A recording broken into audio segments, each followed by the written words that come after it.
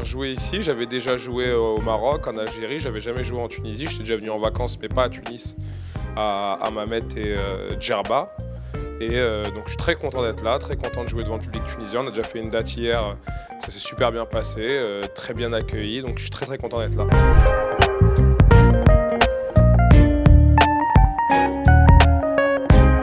Pas ajusté mon spectacle pour le public tunisien, j'ai mis 2-3 trucs en référence à la Tunisie, mais comme je sais que pour la plupart ils me suivent déjà sur les réseaux et que en vrai ils sont très à la page sur ce qui se passe aussi en France, en Europe, etc. Donc non, c'est le même spectacle, ils vont vivre la même chose que ce que vivent les Français.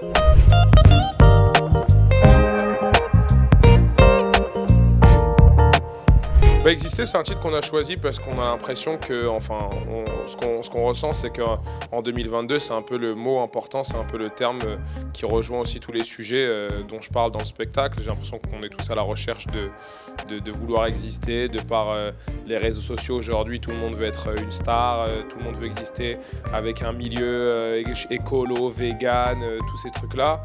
Et il y a plein de trucs où moi j'explique que moi j'ai pas de combat.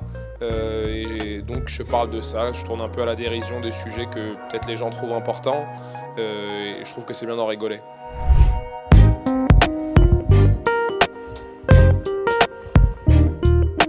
Est-ce que j'existe à travers mon humour ? J'espère, en tout cas c'est le but. C'est la seule façon avec laquelle j'ai vraiment envie d'exister, c'est de par mon humour, c'est tout. Donc j'espère qu'aujourd'hui j'existe à travers mon humour. Après, je cherche pas à exister plus que ça. Moi, je trouve que je suis très bien à ma place. Je fais des blagues, entre guillemets, j'aime bien dire ça. On fait des blagues, les gens rigolent, on passe un bon moment et puis voilà.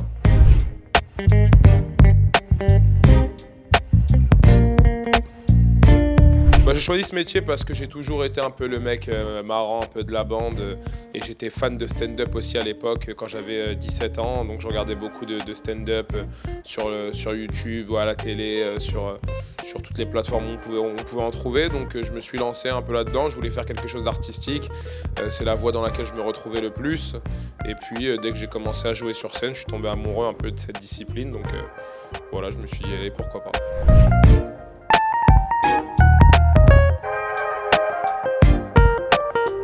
Je sais pas si c'est la pierre angulaire de l'humour, c'est l'improvisation. C'est vrai qu'aujourd'hui, il y a beaucoup d'impro parce que ça permet aux humoristes de pouvoir poster des choses sans griller des passages de leur spectacle. C'est-à-dire que demain, tu vois une vidéo de moi où j'improvise avec quelqu'un, si tu reviens me voir en spectacle, tu n'auras pas vu les vrais sujets du spectacle et puis c'est toujours du nouveau quand tu improvises.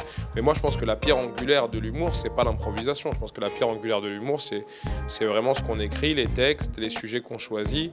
Et pour moi, c'est ça la colonne vertébrale de l'humour. Après, l'improvisation, bien sûr, c'est une branche qu'on utilise tous, mais ce qui est important pour moi, ça reste quand même ce qu'on dit, les textes, et c'est avec ça qu'on essaye de faire rire. Et pour moi, c'est beaucoup plus dur le texte que l'improvisation. L'improvisation, c'est surprenant parce qu'on se dit, il n'avait pas écrit, donc il a trouvé ça. Mais c'est beaucoup plus dur de faire rire avec des sujets et des textes que juste avec des impros. On avait travaillé ensemble avec Ami chez Quotidien quand elle faisait les face cam. C'était une petite pastille et un peu aussi sur son Marrakech du Rire avec Laurent Ginca. J'aime bien écrire pour d'autres artistes, ouais. Après, là, en ce moment, je suis beaucoup concentré sur moi-même.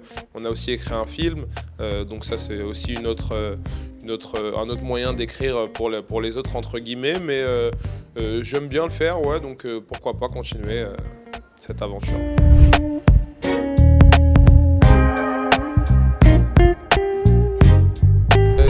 C'est totalement différent. Bon, Alban et Redouane, enfin Redouane plus maintenant, qui est la nouvelle génération, un peu, enfin, qui vient d'éclore. Alban, ça fait un moment. Jamel, n'en parlons pas, et Gad aussi.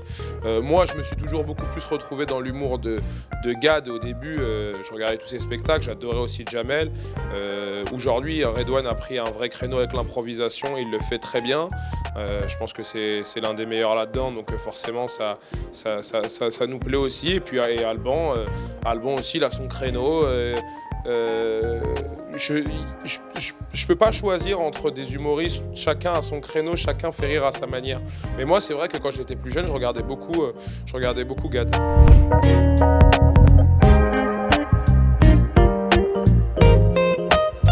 Entre As l'acteur ou As l'humoriste, moi l'humour ça reste mon bébé entre guillemets. Moi l'humour c'est ce qui me permet aujourd'hui de faire d'autres choses, le cinéma etc. Sans l'humour j'aurais jamais fait tout ça, donc l'humour ça reste la colonne vertébrale de tout ce que je fais aujourd'hui. Donc je préfère pas As l'humoriste, mais c'est ma première discipline entre guillemets, donc c'est celle qui me tient le plus à cœur.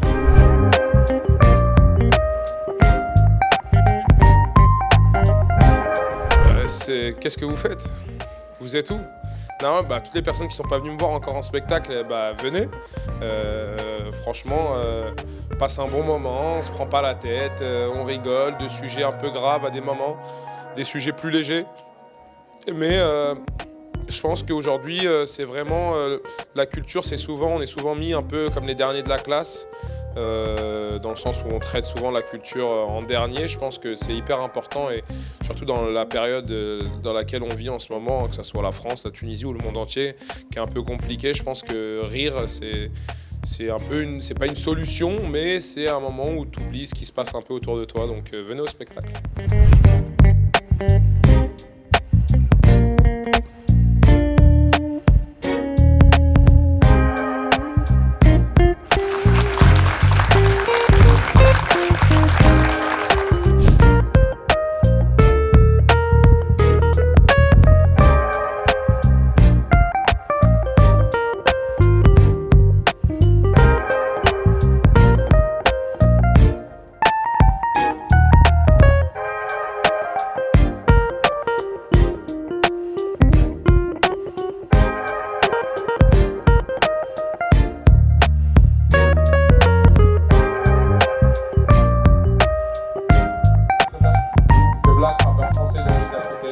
Il chante en français, il met un mot africain à la fin de sa phrase, tu comprends plus rien, ça donne ça. Parce que mon ventre s'est transformé en Gaïa. Maman m'a dit s'il te plaît mon fils ne deviens pas un bacaillé. Pourquoi quand je vais à l'école je sens mon cartable qui est gaillou. S'il vous plaît les amis, attendez-moi poyo. J'ai tellement senti la douleur de mon corps Vanibaya. S'il vous plaît les amis, attendez-moi Gadji. J'ai tellement senti la douleur de mon corps Sanibaye. La première fois que je t'ai vu, tu m'as dit que j'étais ton Goundou. Et moi je voulais devenir ton Sampare.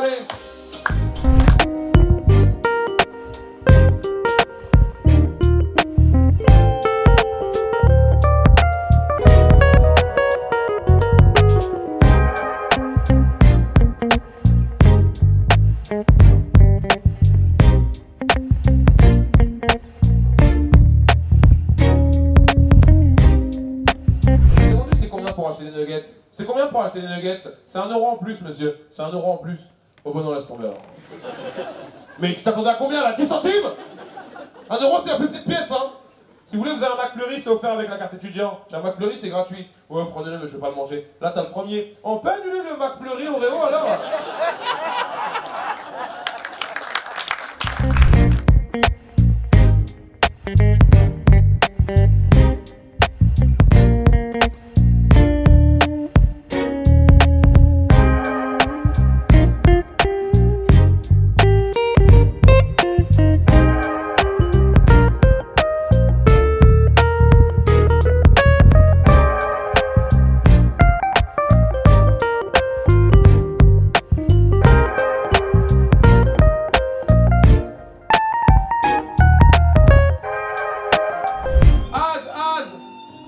Vous cohabitez avec les cafards? Non, hélas. Même les cafards sont partis. Az, dernière question. Est-ce que c'est vrai qu'en banlieue, pour réussir, c'est soit footballeur, soit rappeur, soit humoriste? À ton avis, pourquoi je suis là?